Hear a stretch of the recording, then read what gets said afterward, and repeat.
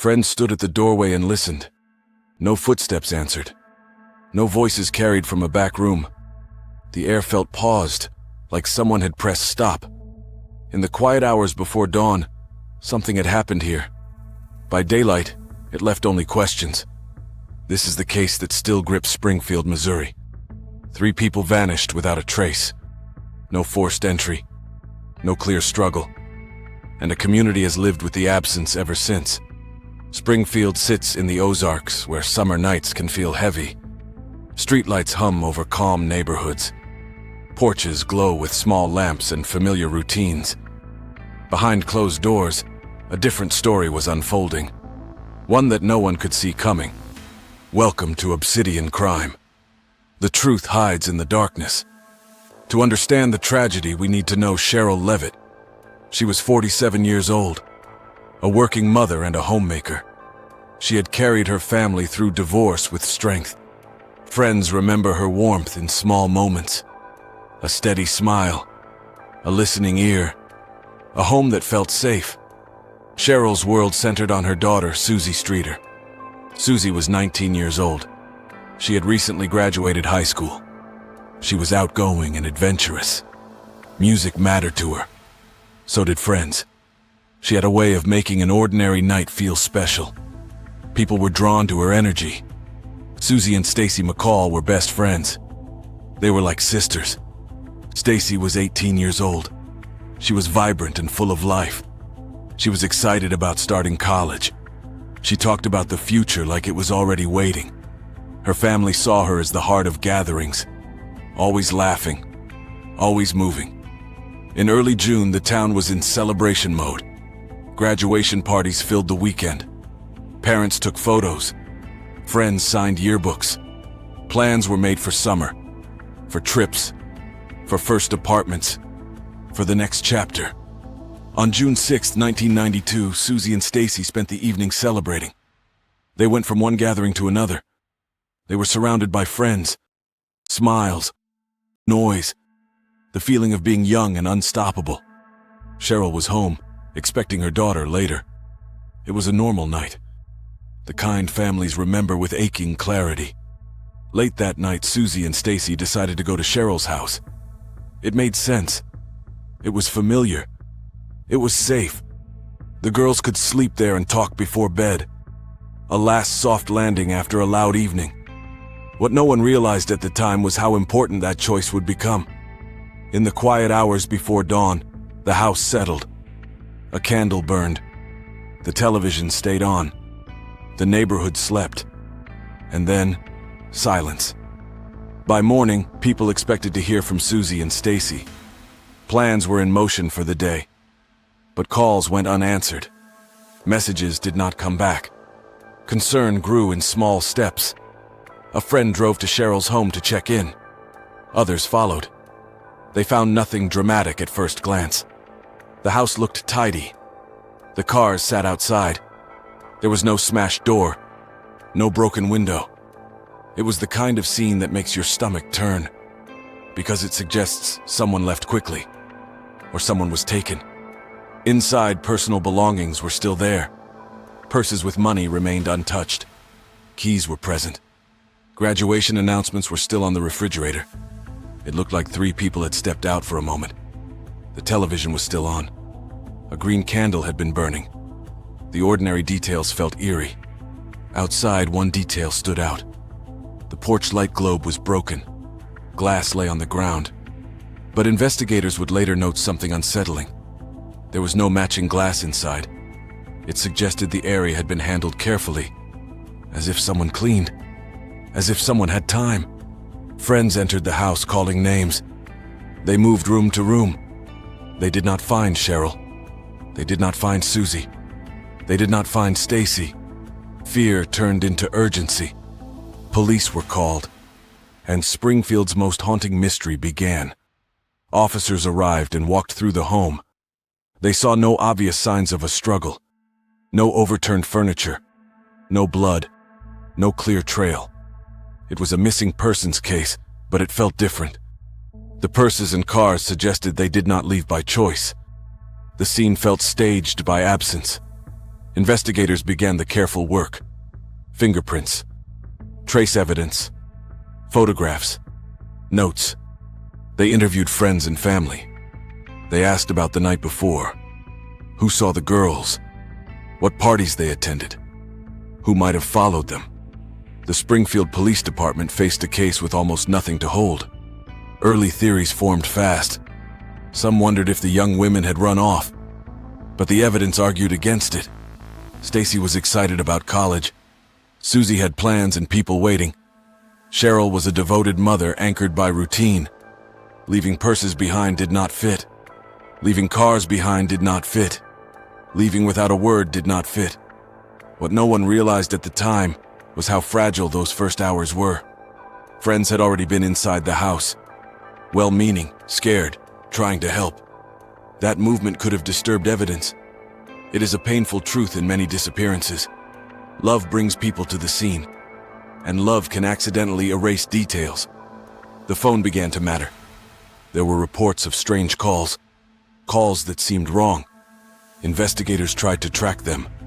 They tried to learn if someone had contacted the house after the women vanished. Some accounts suggested messages were erased. Others suggested a calm voice answered and dismissed concern. The details varied, and that uncertainty became part of the fog. Search efforts widened. Officers checked nearby areas. They knocked on doors. They asked neighbors what they heard. Many reported nothing. No screams, no crash, no late-night argument. The neighborhood had slept through it, or someone had made sure it stayed quiet. But investigators were about to discover something that changed everything. The case exploded into the public eye. Tips flooded in. Some were hopeful, some were cruel. Every ringing phone carried possibility. Detectives built timelines. They mapped the girls' route from the parties. They re-interviewed witnesses. They looked for anyone who seemed out of place. They also looked inward at the crime scene again and again. The broken porch light became a symbol. Was it an accident from the women arriving late? Was it broken during an abduction? Or was it broken to remove light, to hide movement? The truth was hiding in plain sight, and no one could see it. Investigators explored the idea of a targeted act. Cheryl's home may have been watched. Susie may have been noticed during the celebrations, or someone may have known the girls would stay there. But there was no single confirmed suspect. No clear motive, only theories. They interviewed friends, classmates, and acquaintances. Many cooperated. Some were scrutinized and later cleared. The community felt the pressure. Rumors spread. Innocent people feared being labeled. Families lived in a nightmare where every name could become a headline. But here's the detail that still haunts investigators. The scene suggested control. Someone got 3 women out of a home without chaos. That points to planning, or intimidation, or a ruse. It suggests someone was watching and waiting for the right moment. Leads came in about vehicles. A van, a truck, a stranger in the area, a figure near the house. Each tip pulled detectives in a new direction. Searches were organized. Properties were checked. Ponds and wooded areas were examined. Each time, hope rose. Each time, it fell again. As days passed, the case became a permanent ache. Posters went up. Families spoke to the media. They begged for information. They described Cheryl's kindness, Susie's laugh, Stacy's bright future. They wanted the public to see them as people, not a puzzle. Then the dead ends began to stack. Some tips led to nothing but rumor. Some witnesses changed their stories. Some people seemed to insert themselves into the case. Detectives had to separate attention seekers from credible information. Persons of interest were questioned and released. Alibis were checked. And still, there was no break. At this point, investigators had almost no physical evidence. They had a silent house and missing lives. What would you have done? Drop your theory in the comments. The passage of time created new challenges. Memories faded. People moved away. Evidence aged. The case file grew heavier, but the answers stayed light as dust. What they found next would change everything. People kept hoping. Yet the change never came. There was no confirmed breakthrough, no discovery that brought the women home, no arrest that held up in court. Over the years, new searches were prompted by new tips. Some were based on jailhouse talk. Others were based on private claims. Each one ended without resolution. And then, they found it. Not the women. Not the truth. They found the hard reality of an unsolved case. The kind that becomes part of a city's identity. With no perpetrator identified, the suspect section stayed blank. Investigators could not name a person responsible. Motive remained unknown. Connection remained uncertain. The absence of a suspect did not mean the absence of harm. It meant the harm had nowhere to land. If this case is keeping you on the edge of your seat, hit that like button. Detectives continued building what they could. They compared statements. They revisited the early hours. They looked for patterns in other crimes. They checked records and tips again. Technology improved across decades. But without preserved evidence, progress can be limited. The truth was hiding in plain sight, but time kept covering it. What police did not know was that the case would become a magnet, a place where every theory could live. Some believed the women were taken by someone they knew, someone who could get close without resistance. Others believed it was a stranger, someone bold enough to enter a home and leave no trace. There were also questions about the phone calls, about whether someone tried to manage the narrative, whether someone wanted friends to stop looking, whether someone bought time.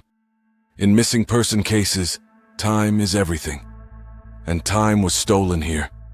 There was no confrontation, no capture, no moment where handcuffs clicked and families exhaled. Instead, there was waiting, year after year, vigil after vigil. The families held on to hope and endured speculation. They lived with two kinds of pain, the pain of loss and the pain of not knowing. What happened next would haunt this community forever, because the revelation never arrived.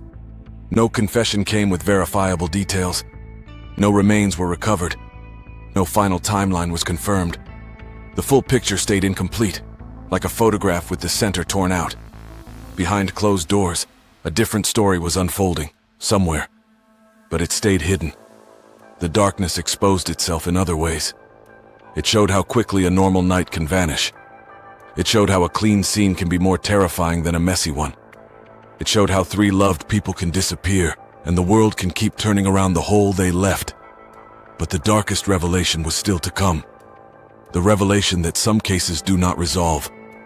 They linger. They change families. They change how a city locks doors. They change how friends check on each other after celebrations.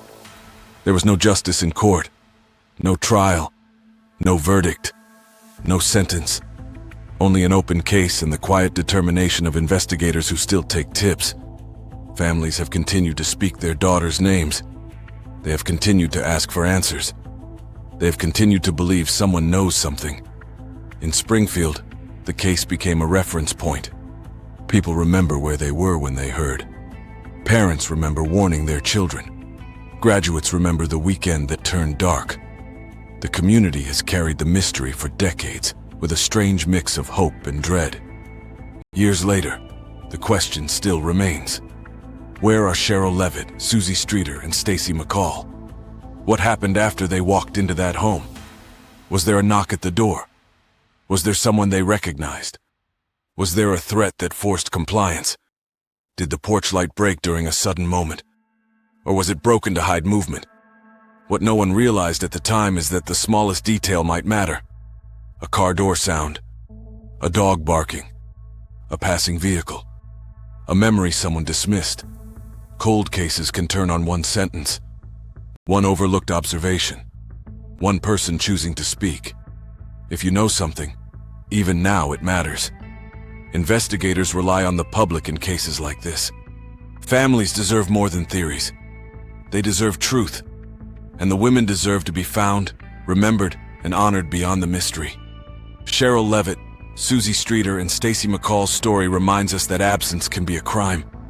Decades later, Springfield still listens for the answer in the silence. Our thoughts remain with the victims and their families. If you want more cases that reveal the darkness hiding in plain sight, subscribe now.